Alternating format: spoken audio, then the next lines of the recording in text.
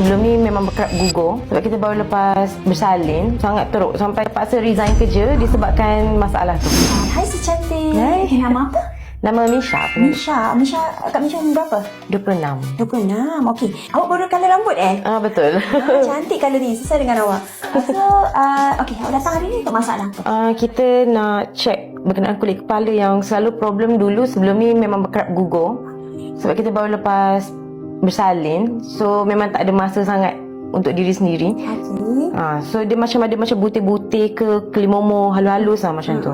Okey, faham. Rasa puff tak nak jadi mak ni? Oh, sangat. Sebab sebelum ni kita semua maybe faktor perubahan hormon.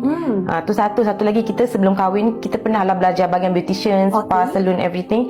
So same time tu ada masa memang every month pergi spa, pergi salon, spa, salon. Lepas tu bila dah kahwin, kur susah lagi-lagi bila dah ada baby. So you pregnant hari tu, you okay tak? Ada alahan teruk ke macam mana? Sangat teruk sampai kita terpaksa resign kerja disebabkan masalah tu. Memang tak sama macam dulu, tak sama langsung. Ada rasa confident drop sikit? Sangat. Tak nampak tak? Dia macam dia gugur. So dia macam tak ada sangat rambut bahagian sini. Okay, so now apa kita akan buat? Okay, first kali kita akan scan dulu kulit kepala. Kita nak tengok dulu level kulit kepala tu macam mana, sihat ke tidak. Okay, lepas tu kita akan plan satu treatment yang sesuai dengan awak. Okay, so after scan kita tengok you memang ada masalah tersumbat. Yang first I notice is tersumbat lah. Okay, tersumbat ni kalau dibiarkan dia memang akan lead to keguguran rambut. Orang kata sebab hormon, perubahan diri semua tu lah. Ada salah satu faktor. Tidur tak cukup. Betul, itu sangat. Confirm. Kan, okay. Dia dalam level yang nak ke serius lah. Tapi masih boleh dibantulah. Saya rasa scalp RF treatment paling sesuai. So scalp RF treatment ni tujuan dia memang untuk first kali kita nak bersihkan dulu semua orang kata kekotoran, sel kulit mati kan, yang tersumbat nak clearkan dulu. So hari ni awak ada masa 1 jam untuk saya? Boleh. Sebab treatment ni dia akan ambil masa 1 jam. Okay, so lepas tu kita akan scan balik untuk tengok result ni. Okay.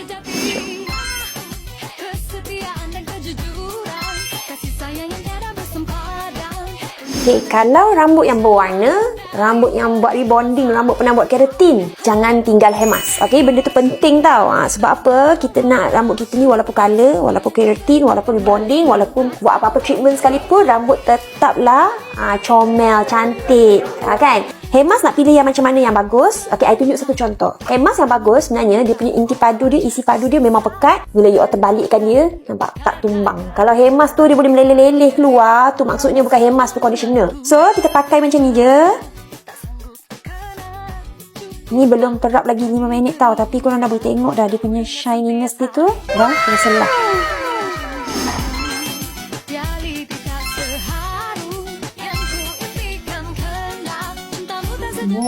Tengok rambut dia. Lepas dah keringkan, okay, pakai hair mask, you tengoklah soft dia macam mana. Okay, tak ada sangkut-sangkut.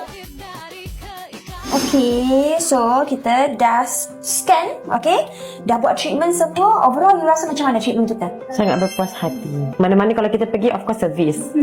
Okay, then dia punya explanation detail. So kita tak ragu-ragu nak buat dekat salon ni. So sekarang ni kita nak tunjuk dekat awak result scan tadi. So ni kita nak tunjuk result. Okay, lepas kita dah scan awak punya kulit kepala lah. Okay, so kalau you tengok sekarang ni clear, jelas, yang boleh nampak akar dia kat kawasan lain pula.